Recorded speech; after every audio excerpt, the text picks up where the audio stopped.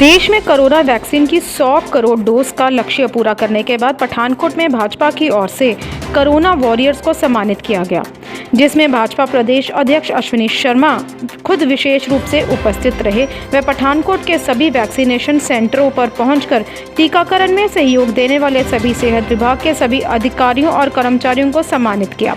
सबसे पहले अश्विनी शर्मा सिविल अस्पताल पहुंचे, जहां उन्होंने एसएमओ डॉक्टर राकेश सरपाल और कार्यकारी एसएमओ डॉक्टर सुनील चांद को सम्मानित किया। उसके बाद पशु अस्पताल में बने वैक्सीनेशन सेंटर में पहुंचकर टीकाकरण के लिए तैनात स्टाफ को सम्मानित किया गया और उनका हौसला बढ़ाया गया। इसके अलावा अश्विनी शर्मा शहर के सभी वैक्सीनेशन सेंटर पर भी पहुंचे और कोरोना वॉरियर्स को सम्मानित किया। वहीं इस अवसर पर उनके साथ जिला अध्यक्ष विजय शर्मा, जिला प्रवक्ता योगेश ठाकुर के अलावा कई सदस्य उपस्थित रहे। कल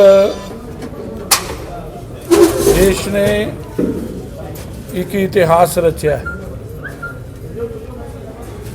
देश के प्रधानमंत्री नरेंद्र भाई मोदी जी ने कोरोना की महामारी के अंदर जिस प्रकार देश का नेतृत्व किया और कल 100 करोड़ जिहड़ी अपनी जनता है उन्होंने वैक्सीनेशन का सुरक्षा चक्र प्राप्त होया और ये बिना सब दे प्रयास के संभव नहीं है।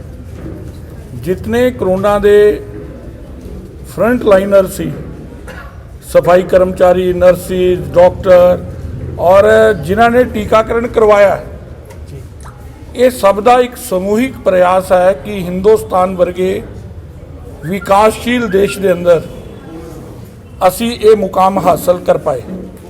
और ये दुनिया लिए भी एक स्टडी का विषय है कि एक विकसित देश और एक विकासशील देश होने के बावजूद भी हिंदुस्तान ने ये लक्ष्य जड़ा समय तो पहला पूरा किया।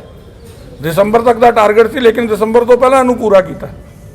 लेकिन ये नाल ही देश के प्रधानमंत्री जी ने यह भी गल कही है कि दूसरी डोज भी जिहड़ी है वो भी सब लैन और इस कोरोना की महामारी तो बचन का इको एक साधन है कि ये सुरक्षा चक्र जिहड़ा ये पूरे हिंदुस्तान के हर नागरिक नूं उपलब्ध होए।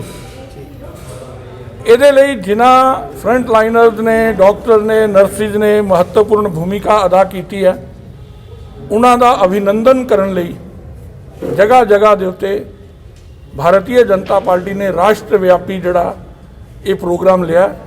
उहदे ही तहत अज असी जितने साडे टीकाकरण के सेंटर है पठानकोट, उन्हां सब ते जाके नर्सिस का, डॉक्टर का, उतों के कर्मचारियों का अभिनंदन कर रहे हैं, ताली मार के, पुष्प उन्होंने पकड़ा के और प्यार के रूप के अंदर एक चॉकलेट उन्होंने दे रहे हैं और ताकि उन्होंने उत्साह और बढ़े। अजे लक्ष्य होर भी है ना कि इनू होर भी पूरा करना है और ये देश की एकता नू भी दर्शाता, देश की समूहिकता नू भी दर्शाता।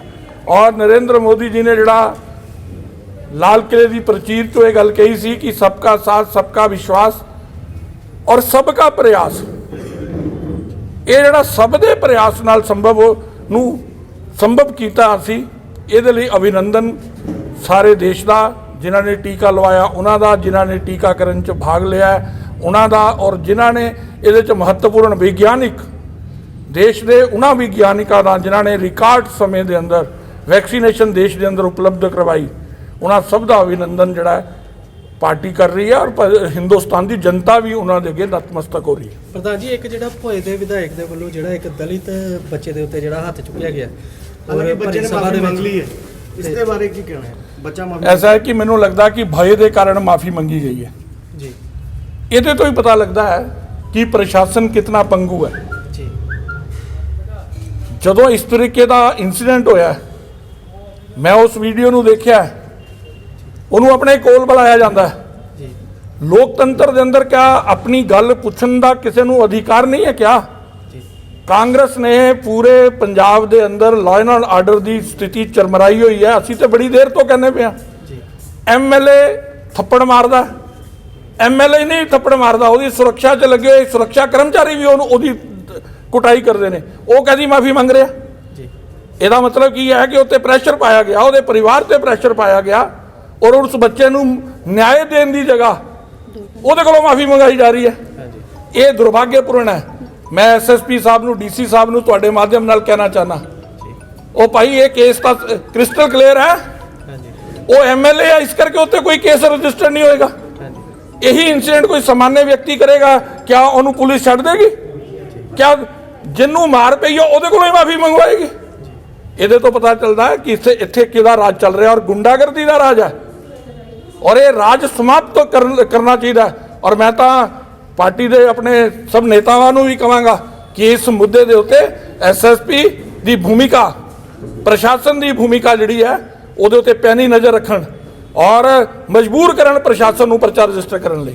ਉਹਨਾਂ ਨੇ ਨਾ ਵਿਧਾਇਕ ਦੇ ਵੱਲੋਂ ਜਿਹੜੀ ਹੈ ਉਹਨਾਂ ਦੇ ਖਿਲਾਫ ਜਿਹੜੀ ਕੰਪਲੇਂਟ ਸੀਗੀ, ਮਤਲਬ ਉੱਥੋਂ ਦੀ ਜਿਹੜੀ ਪੰਚਾਇਤ ਸੀਗੀ ਜਿਹੜੀ ਕੁੱਲਾ ਪਿੰਡ ਦੀ, ਉਹਨਾਂ ਨੇ ਉਹਦੇ ਖਿਲਾਫ ਉਲਟਾ ਲੜਕੇ ਦੇ ਖਿਲਾਫ ਸ਼ਿਕਾਇਤ ਦਿੱਤੀ ਸੀਗੀ ਤੇ ਐਮਐਲਏ ਨੇ ਸਿਰਫ ਇੱਕੋ ਸ਼ਰਤ ਦੇ ਉੱਤੇ ਉਹਦੇ ਨਾਲ ਰਾਜੀਨਾਮਾ ਕੀਤਾ। ਕਹਿੰਦਾ ਸ਼ਰਤ ਇਹ ਸੀਗੀ ਕਿ ਮੈਂ ਸ਼ਿਕਾਇਤ ਵਾਪਸ ਲਵਾਂਗਾ। ਅਜੇ ਰਾਜ ਆ ਨਾ, ਰਾਜ ਦੇ ਅੰਦਰ ਗੁੰਡਾਗਰਦੀ ਹੈ, ਡੰਡੇ ਦੇ ਨਾਲ ਲੋਕਾਂ ਦੀ ਆਵਾਜ਼ ਨੂੰ ਬੰਦ ਕੀਤਾ ਜਾ ਰਿਹਾ। ਕਿਆ ਉਹਨੂੰ ਪੁੱਛਣ ਦਾ ਅਧਿਕਾਰ ਨਹੀਂ ਹੈ ਕਿ ਤੁਸੀਂ ਕਿਹੜਾ ਕੰਮ ਕੀਤਾ? ਉਹ ਇੰਨੀ ਗੱਲ ਹੀ ਪੁੱਛੀ ਹੈ ਨਾ, ਇੰਨੀ ਗੱਲ ਪੁੱਛਣ ਦੇ ਉੱਤੇ ਉਹਦੀ ਜਿਸ ਤਰੀਕੇ ਦਾ ਰਿਐਕਸ਼ਨ ਹੋਇਆ ਐਮਐਲਏ ਦਾ, ਕਿਆ ਉਹ ਐਮਐਲਏ ਦੀ ਗਰਿਮਾ ਨੂੰ ਘਟਾਉਣ ਵਾਲਾ ਨਹੀਂ ਹੈ? ਚੁਣੇ ਹੋਏ ਪ੍ਰਤੀਨਿਧੀ ਦਾ ਆਚਰਣ ਔਰ ਵਿਵਹਾਰ ਇਸ ਪ੍ਰਕਾਰ ਦਾ ਹੁੰਦਾ? ਕਿਆ ਪ੍ਰਸ਼ਾਸਨ ਨੂੰ 100 ਮੋਟੋ ਪਰਚਾ ਦਾਖਲ ਕਰਨਾ ਚਾਹੀਦਾ ਹੈ, ਕੰਪਲੇਨ ਆਏ ਨਾ ਆਏ। और मैं अपने लीगल सेल ਨੂੰ भी ਕਹਾਂਗਾ जनहित याचिका जाहिर करके ਉਹਦੇ ਤੇ ਕੇਸ ਰਜਿਸਟਰ ਕਰਾਉਣਾ ਚਾਹੀਦਾ ਤਾਂ ਕਿ ਜਨ ਪ੍ਰਤੀਨਿਧੀਆਂ ਨੂੰ ਲੱਗੇ ਕਿ ਆਮ ਜਨਤਾ ਦੇ ਸਵਾਲਾਂ ਦਾ ਜਵਾਬ ਦੇਣਾ, ਜਨਤਾ ਦੇ ਵੋਟਾਂ ਲੈਣ ਵੇਲੇ ਜਵਾਬ ਦੇਈ ਹੈ। ਅੱਜ ਕਿਉਂ ਨਹੀਂ ਜਵਾਬ ਦੇਈ? ਕਿਉਂ ਜਨਤਾ ਤੁਹਾਨੂੰ ਪ੍ਰਸ਼ਨ ਨਹੀਂ ਪੁੱਛੇਗੀ? ਦੇਖੋ ਅਸੀਂ ਤੇ ਡਾਕਟਰਾਂ ਦਾ, ਸਫਾਈ ਕਰਮਚਾਰੀਆਂ ਦਾ ਔਰ ਕੋਵਿਡ ਦੀ ਇਸ ਮਹਾਮਾਰੀ ਦੇ ਅੰਦਰ ਜੋ ਛੋਟੇ ਤੋਂ ਛੋਟਾ ਕਾਰਜਕਰਤਾ ਇਸ ਬਿਮਾਰੀ ਦੇ ਜੂਝਣ 'ਚ ਲੱਗਿਆ, ਅੱਜ Bharatiya Janata party all over India ਉਹਨਾਂ ਲੋਕਾਂ ਦਾ ਧੰਨਵਾਦ ਕਰ ਰਹੀ ਹੈ। ਡਾਕਟਰਾਂ ਦਾ ਧੰਨਵਾਦ ਕਰ ਰਹੇ ਹਾਂ, ਨਰਸਾਂ ਦਾ ਧੰਨਵਾਦ ਕਰ ਰਹੇ ਹਾਂ, ਸਫਾਈ ਕਰਮਚਾਰੀਆਂ ਦਾ ਧੰਨਵਾਦ ਕਰ ਰਹੇ ਹਾਂ। ਔਰ ਹਿੰਦੁਸਤਾਨ ਦੀ ਕਾਬਲੀਅਤ ਦੇਖੋ ਕਿ ਇੱਕ ਪਿਛੜਿਆ ਮੁਲਕ 100 ਕਰੋੜ ਕੋਵਿਡ ਦੇ ਟੀਕੇ ਹਿੰਦੁਸਤਾਨ 'ਚ ਲੱਗ ਚੁੱਕੇ, ਦੁਨੀਆ 'ਚ ਇਤਿਹਾਸ ਹੈ।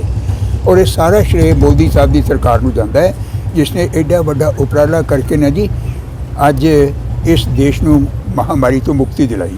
ਮੈਂ ਇੱਕ ਵਾਰੀ ਫਿਰ ਡਾਕਟਰਾਂ, ਨਰਸਾਂ, ਸਫਾਈ ਕਰਮਚਾਰੀਆਂ, ਪੁਲਿਸ ਦੇ ਕਰਮਚਾਰੀਆਂ ਜੋ ਵੀ ਇਸ 'ਚ ਲੱਗੇ ਸੀ ਉਹਨਾਂ ਦਾ ਬੜਾ ਸ਼ੁਕਰਗੁਜ਼ਾਰ ਹਾਂ ਕਿ ਇਸ ਪ੍ਰਕਾਰ ਦਾ ਭਵਯ ਪ੍ਰਯਾਸ ਉਹਨਾਂ ਨੇ ਕੀਤਾ। ਧੰਨਵਾਦ।